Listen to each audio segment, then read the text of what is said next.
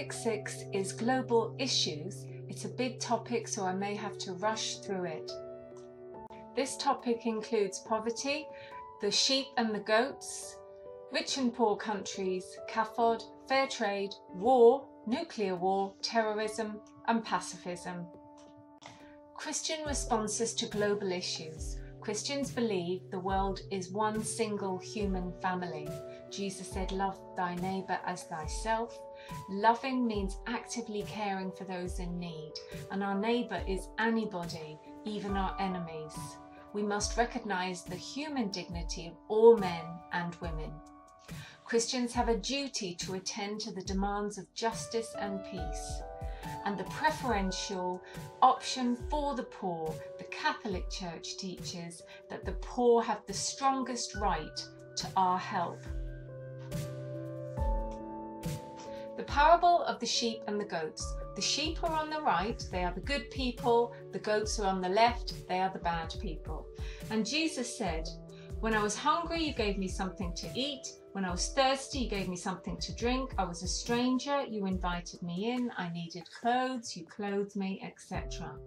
And those people on the right, the sheep, said, "Lord, when did we see you hungry and thirsty and sick?"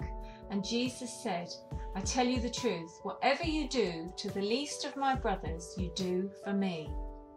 He then said to those on his left, the goats, "Depart from me, you are cursed. For I was hungry, you didn't feed me. I was thirsty, you didn't give me a drink. I was naked, I was a stranger, you did nothing for me." And those people said, "When did we see you thirsty and hungry?" And Jesus said, "I tell you the truth, whatever you don't do for the least of my brothers, you don't do for me." And those people will go and have eternal punishment, and the righteous will have eternal life. Here is a picture of the parable of the sheep and the goats. The meaning of this parable. We have a duty to love our neighbour, especially the needy. We need to do practical loving, like visiting the sick and welcoming strangers. We have to provide food and drink and shelter for people. We are God's hands on earth. That is what St. Teresa of Avila said. We will be judged at the end of time by our actions or lack of them. We're now looking at wealth and poverty. A GCSE question in the past has been, what's the difference between rich and poor countries? 6 mark AO1 question. Well, rich people in rich countries, food is relatively cheap, water's on tap, education is free, health is usually free, and work, the conditions are pretty good and you get benefits if you're unemployed. Poor countries, food is expensive, water, 1.2 billion people don't have safe water to drink, education is expensive, health is expensive and infant mortality is high, and work, there are many unemployed or low paid workers, there are no benefits.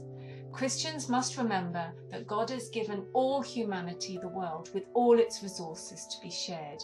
There shouldn't be rich and poor. And remember, in this question you must mention religion, like love thy neighbour, etc. So what are the causes of world poverty? Well, there could be environmental factors like drought and famine, lack of healthcare, conflict and war, poor leadership and corrupt governments, debt, trade barriers. Remember, in these questions we must mention religion. For example, we're all born in the image and likeness of God. So war is a cause of poverty. It destroys crops, homes, schools and hospitals, and refugees have to flee to nearby countries. Natural disasters also cause poverty. For example, earthquakes and floods destroy homes and farmlands. Debt and unfair trade can also cause poverty, where poor countries pay interest on loans to richer countries. These rich countries subsidise their food production, so poor countries cannot compete. Corruption also causes poverty. Money is given or lent to poor countries, but it's stolen by corrupt governments. Poverty is also caused by lack of education, clean water, disease, AIDS, and too many children. The poverty cycle: a child grows up in poverty, doesn't get a proper education, doesn't get a job, and stays in poverty. Christian responses to global issues. CAFOD means Catholic Agency for Overseas Development. It's a charity that was established by the Bishops of England and Wales, and it brings aid to less economically developed countries. It raises funds and awareness, it provides resources and brings independence, and it also campaigns for a fairer world. CAFOD defends the rights of those in need. It gives long-term aid, for example, hospitals, wells, schools and roads. It gives short-term aid, for example, emergency water, food and shelter. There are lots of examples of CAFOD projects. Just look it up on the internet and you'll find examples. An example here is northern Uganda, which is a war-torn area. Many children are abducted to fight in war and girls are raped. Often abducted children are away for many years. CAFOD has set up a rehabilitation centre caring for children that return from captivity. They help them find their families. They provide counselling. And so far they have helped over 3,000 families. Here are some questions, and I would seriously ask you to stop this tape here and have a look at them. Number 1 and 2, you can answer these questions from what we've done, but you must mention religion. Number 3, why should Christians do something about the poor? You need to talk about Jesus' teachings and Catholic teaching of preferential option for the poor. Number 4, explain the work of CAFOD. How does it affect Roman Catholic community? Talk about fundraising, fair trade, campaigning, etc. Number 6, why does the church suggest that religion should be involved in business? You need to talk about Jesus' teaching as well as Catholic teaching of fairness and sharing resources. Number 7, it's better for Christians to pray than be involved in demonstrations. You need to take a view on this, but Jesus did tell us to pray very regularly. Demonstrations, that's important too, campaigning against injustice and changing government policy. Number 8 and number 9 are interesting questions in themselves. Number 9 often comes up. We need to help the poor in our own country, not those in foreign countries. What did Jesus say? What does the church say? You need to give your opinion. You must mention religion. Fair trade is a method of trade in which the producer of the product receives a fair payment for their product. For example, bananas, coffee and tea. A larger proportion of the profits go to the producer. With fair trade, many products in our shops are made from raw materials imported from poor countries. Many workers don't earn enough to meet their basic needs for food and shelter, and this is unfair. Fair trade labelling has been introduced so that we, the shoppers, can guarantee that workers get a fair deal for the work that they do and the products that they sell. Christian action can be buying fair trade, campaigning and giving charity. We're moving on to the topic of war. What is war? War is large-scale violent conflict. There are many causes and effects. Stop the slide for more details. It could be the cause of war is increased population and a reduction in scarce resources. Economic growth and the pursuit of new areas of economic control, for example oil and gold, can cause wars.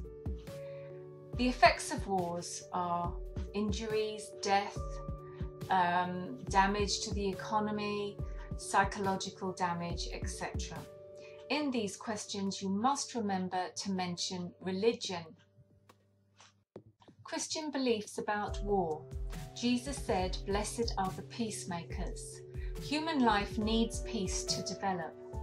And every human life from conception to death is sacred, is created by God. And finally, do not kill is one of the 10 commandments.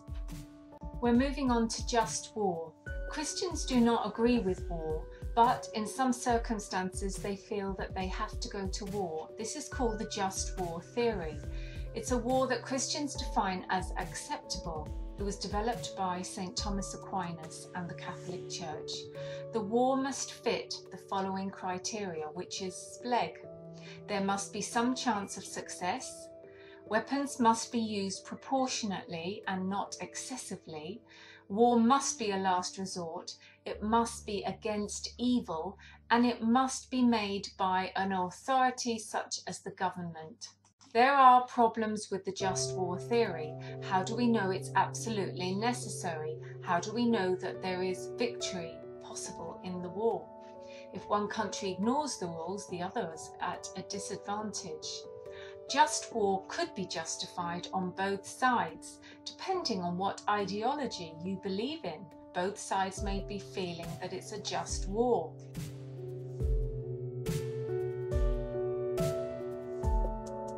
We're moving on to nuclear war. The definitions here you must know. Nuclear war is when there is war involving nuclear weapons. Nuclear proliferation is an increased number of countries that have nuclear weapons. Disarmament is when countries get rid of weapons. Multilateral disarmament is when all countries get rid of weapons at the same time. And unilateral disarmament is when a country gets rid of weapons without the others doing so. We see the effects of nuclear war in Japan in the Second World War, where 140,000 people were killed instantly. In general, Christians are against nuclear war. In fact, it would be difficult to support the just war theory if nuclear weapons were involved, as it would always be disproportionate. However, some Christians might say possession of such weapons is good. It prevents a third world war. It acts as a deterrent because the consequences would be so awful. The Catholic Church is against nuclear war. Most Christians support disarmament. The arms race does not ensure peace. The arms race is one of the greatest curses on human race. This is according to the Catechism of the Catholic Church. And nuclear weapons must be banned, according to a previous pope. What would happen if terrorists obtained nuclear warheads?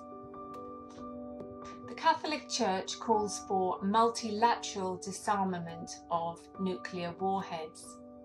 An argument for nuclear weapons is that it is a deterrent, it stops wars happening. Terrorism is when people use violence to achieve their aim rather than using the democratic fair process of voting. The Church is against terrorism as it leads to harm and suffering. The Church aims to identify the causes of terrorism and promote respect for everyone. The causes of terrorism could be political, religious, or economic. Stop the slide to see why people think terrorism is obviously wrong. Terrorists believe that they are using terrorism as a last resort because they are suffering poverty and repression, and they want the world to know what is happening. According to them, they feel they're at war and that they're not terrorists. The last topic is pacifism, which is the belief that all war and violence is wrong. A pacifist believes that all war is wrong and that peace can solve all conflict. Conscientious objectors are people who will not go to war. In the Second World War, many were put to prison and thought of as cowards. Peacetime pacifists demonstrate and campaign against war. Gandhi and Martin Luther King were pacifists. In the Old Testament, the prophet Isaiah said the Messiah would bring peace and justice to the world. Christians should be pacifists. One of the 10 Commandments says, "Thou shalt not kill." Christians should be pacifists. Jesus said, "Blessed are the peacemakers." Jesus taught us to forgive, to pray for our enemies, and to turn the other cheek. In the Garden of Gethsemane, Jesus said those who live by the sword will die by the sword. When Jesus was crucified, he asked his Father to forgive those who had caused his suffering.